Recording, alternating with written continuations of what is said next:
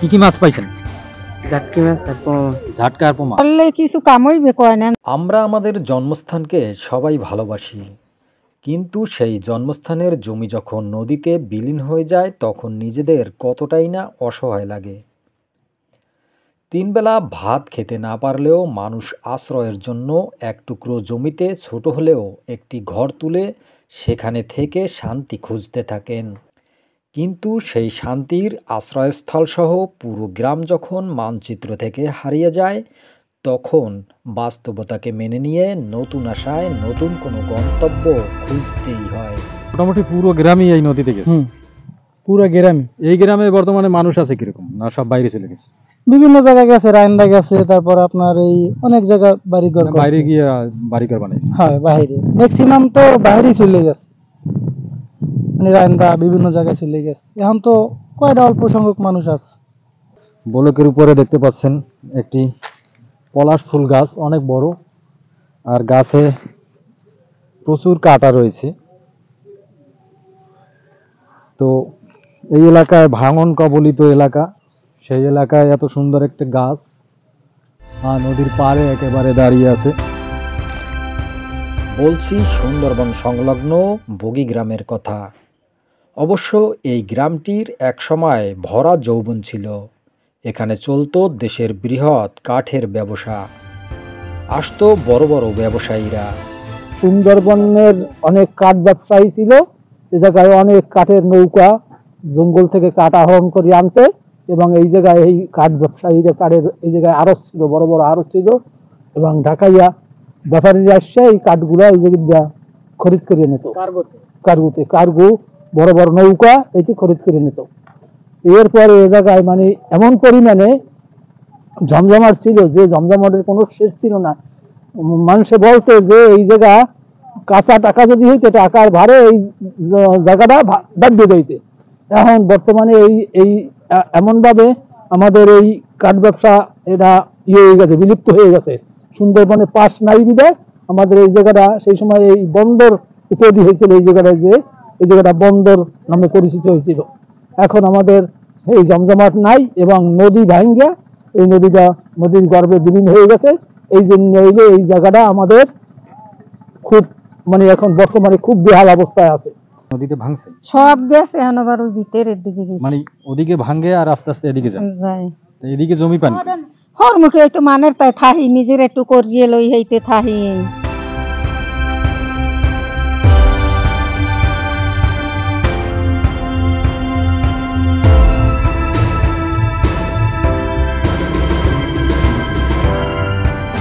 তখনকার সময়ে সুন্দরবন এলাকার কর্মচাঞ্চল্য সেই গ্রামটির নাম হয়েছিল বগিবন্দর, যার অস্তিত্ব এখন পুরোটাই বিলুপ্ত।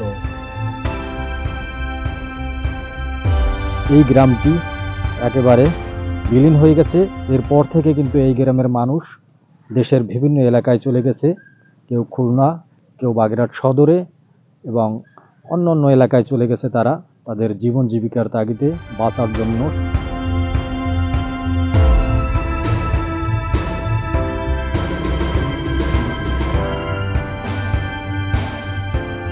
আপনার চোখে কি হয়েছে? ওই চোখে একটা পোকা গেছিল, পোকা দিয়ে নষ্ট হয়ে গেছে। কি পোক? একটা লাল একটা পোক গেছিল। পোকা যাওয়ার পর কি হয়েছে? পোকা যাওয়ার পরে চোখ নষ্ট হয়ে গেছে। এমনি এমনি নষ্ট হয়ে গেছে? ডাক্তারের কাছে যাননি? হ্যাঁ গেছি। গেছিলেন? গেছি। তো ডাক্তার পারে নাই? ডাক্তার পারে নাই।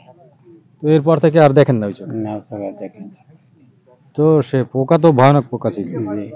আপনার নাম কি? আমার নাম রুহুল বংশী। এখানেই বাড়ি? ও, আপনাদের এই আমাদের বাড়ি ছিল এই নদীতে। এই নদী? এই নদীর নাম কি? এই নদী হইলে এই আমাকে বলি বগিবন্দরের বলেশ্বর নদী। না, এই নদীটার নাম কি? এটাও কি বলেশ্বর নদী? এটা বলেশ্বর নদী। এই বলেশ্বর নদী এটা হচ্ছে মোহনা। এইটা হইলে এই নদী দিয়া বলেশ্বর লাগে মিলানো। ভোলা এবং বলেশ্বরের সাথে মিক্স করা। মিলানো। তো আপনারা থাকতেন কোথায়? আপনাদের মূল বাড়ি মেইন বাড়ি ছিল আমার এই জায়গা এই নদীতে? এই নদীতে ওই যে নৌকাটা আসে না, ওই নৌকার ওগুলো বাড়ি ছিল ওইদিকে। হ্যাঁ, আর আমার মেইন বাড়ি ছিল এই সোজা। আর ওই আচ্ছা, যখন আপনাদের বাড়িটা ভাঙছে ওখানে তখন আপনারা কি করছেন? আমাকে বাড়ি যখন ভাঙছে আমরা সরছি এদিকে, আস্তে আস্তে এদিকে গেছেন। এদিকে আপনাদের জমি ছিল? জমি এদিকে জমি যা আমাকে জমি এই পর্যন্ত ছিল। চলে গেছে। এদিকে ছিল না, এদিকে কি পরবর্তীতে কিনছে? পরবর্তীতে কিনে নেয় ওই থাকে ওই ও রাস্তার পাশে থাকে। তো এই জায়গা যদি ভাঙে তারপরে আপনারা যাবেন কোথায়? তারপর আল্লাহ পাক ব্যাপার জান নাই মানে সেই সময় চিন্তা পরে করবে। হ্যাঁ। তো আপনি কি করেন মূলত? এখন মূলত ওই তো দোকানের চার দাম যেতাম বর্তমানে দিনে। তো চলে কিভাবে আপনার ওই সংসার? আল্লাহ চলা পোলার কাছে মাছ মাছ ধরে চলে আর কি। এখানকার মানুষ তো সবাই মাছের কাছে। মাছ কাছে।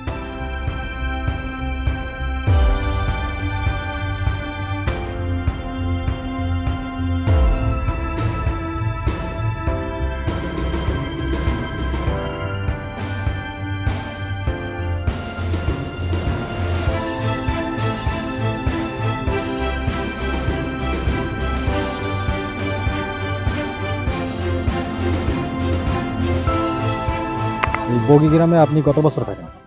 এখানে আমার জন্মস্থানই এখানেই জন্মস্থান। তো আপনাদের বাড়ি প্রথমে কোথায় ছিল? প্রথমে ওই নদীর মাঝখানে ছিল। নদীর মাঝখানে ছিল। তো মূল যে গ্রামটি, সেই গ্রামটি কোথায়? নদীর মাঝখানে ছিল।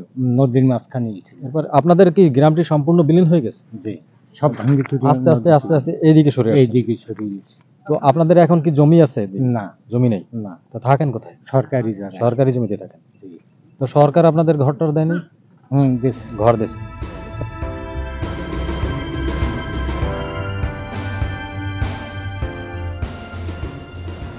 বাগেরহাট জেলার শরণখোলা উপজেলার সাউথখালী ইউনিয়নের ঐতিহ্যবাহী বগি বন্দরের বগি গ্রামটি সম্পূর্ণ বলেশ্বর নদীতে বিলীন হয়ে গেছে। পুরো গ্রামের মাঠঘাট, ফসলি জমি ও বাড়িঘর এখন অস্তিত্বহীন। যেটুকু অবশিষ্ট ছিল তাও কিছুদিন আগে শেষ হয়ে গেছে। তাই বিলীন হওয়া গ্রামের সচ্ছল পরিবারগুলো তখন চলে গেছেন অন্যত্র। বাকি নিম্ন আয়ের পরিবারগুলো নতুন করে জীবন শুরু করেছেন বাঁধের পাশে ছোট ছোট ঘর তুলে, আর তাদের পেট চলে গ্রাস করা ওই নদীতে মাছ ধরে। আমার নাম জাফর খান। জাফর খান। বাড়ি কোথায়? বগি বন্দর। বগি বন্দরে বাড়ি। মাছ ধরেন নদীতে? হ্যাঁ। তো আজকে কি কি মাছ পাইলেন? আজকে মাছ পাইলাম ভেয়া মাছ, পোমা মাছ আর ইলিশ। ইলিশ কয়টা পাইছেন? একটা। আপনি কি ইলিশ ধরে নিয়ে এসেছেন? আমাদের দেখালেন কি ইলিশ? জীবিত? জীবিত। একদম জীবিত। হ্যাঁ, জীবিত। তো আপনার কত টাকা বিক্রি করছেন? 350। 350 টাকা বিক্রি করছেন। হ্যাঁ। তো কত সময় নদীতে ছিলেন? দুইটাই গেছি। দুইটাই গেছেন, আসছেন এই সন্ধ্যায়? হ্যাঁ। 5টা 5:30 দিকে। ওকে।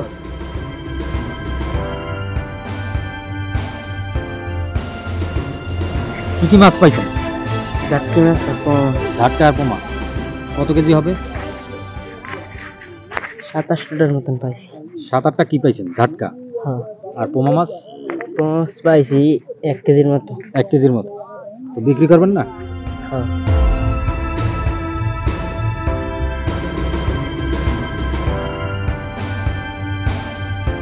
তো এখানে কেমন চলে দোকান? ওই মোটামুটি ওই কোনো রকম কোনোদিন 200 টাকা বেশি, কোনো 150 টাকা বেশি। এই আপনি এলাকায় মানুষ কেমন? বেশি আছে? মানুষ নেই ওই কম? শহর অঞ্চলে, এই কারণে বেচা কিনে কম? পয়সা কিনে কম। এই বাজারে কি বাজার মেলে নাকি? না, ওই চাকটু কই যাই মাঝে মাঝে যা কিনে যে ওই যে যা কিনে আই ওই একখান করে একটু মাল টাল ঠাই আর তা সবল হুদ বেচা কিনি নাই, বেচা কিনি নাই। মানুষ নাই তো গ্রামে? মানুষ নাই, ওই যে কুগ্গ হে কুগ্গ শহরে। আবার জানলে বললে যে গেলা এই দুইশের জন্য এই। বুঝছি। আপনার নাম কি? আমার নাম বাদশা বেদা। এখানে থাকেন কত বছর? এখানে ঠাই ছোট কাল হইছি এককালে, মানে শিশু থেকে এখানে? হয়।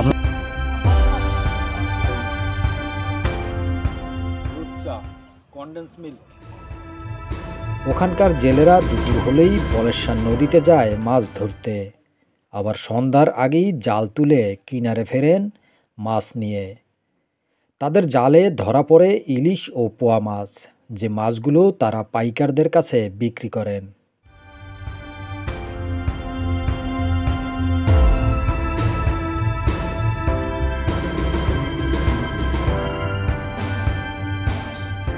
যে বালুর বস্তা ফেলানো হয়েছে অস্থায়ীভাবে, এখানে দেখতে পাচ্ছেন বালুর বস্তা ফেলা হয়েছে। আসলে এই বস্তায় কখনোই এই বাঁধ টেকানো সম্ভব না। তো এই কারণেই কিন্তু ধীরে ধীরে এই এলাকাটি এই নদীগর্ভে বিলীন হয়ে গেছে। বলেশ্বর নদীর আশপাশের গ্রামগুলো রক্ষায় যে বাঁধ দেওয়া হয়েছে তাও বর্তমানে ঝুঁকিতে রয়েছে। তাই ওখানকার মানুষের দাবি টেকসই বাঁধ নির্মাণের।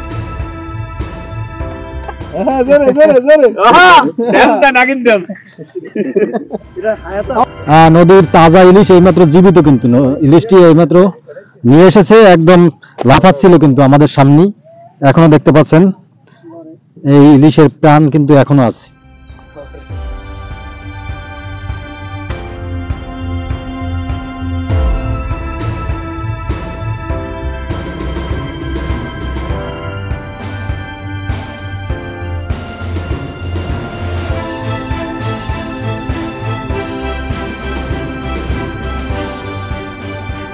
বন্ধুরা, আমি যে জায়গাটিতে দাঁড়িয়ে রয়েছি এই হচ্ছে বগি গ্রাম।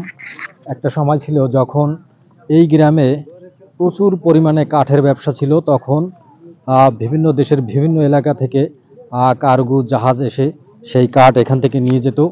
এখানে রমরমা ব্যবসা ছিল কাঠের।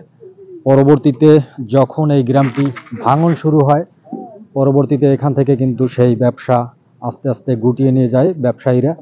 তো তারপর থেকে কিন্তু বিলুপ্ত হয়ে যায় এখানে কাঠের ব্যবসা, এবং সেই বন্দরের যে কার্যক্রম এখানে চলার কথা ছিল সেটিও বন্ধ হয়ে যায়। তো এই গ্রামটি আসলে এখন একদম সেই বলেশ্বর নদীতে বিলীন হয়ে গেছে।